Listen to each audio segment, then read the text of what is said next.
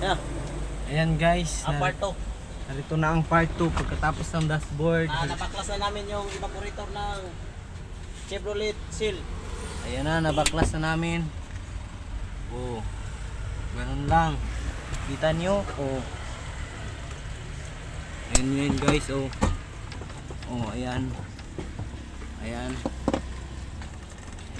Ito pagtanggal ng Chevrolet Seal guys. Ito. Sobrang hirap din. Para pa rin nga rin yung Mazda. Mahirap yung Chevrolet Seal pa rin. Pero yan man ang ating trabaho. Wala tayong magawa dyan. Kasi butas yung evaporator niya. Ito yung evaporator niya. Tignan natin mamaya. Pagkatapos nito, matanggal na namin yung evaporator. Palitan namin ng bago.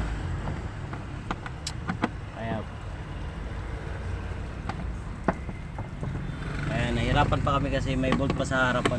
Tinatanggal pa namin. Sobrang hirap kapag yung seal parang ano pa rin. Matatanggal mo pa yung ano niya, yung manubela. Ayun. Nakikita niyo yung manubela, wala na, yung axle wala na. Ano. Ayan guys.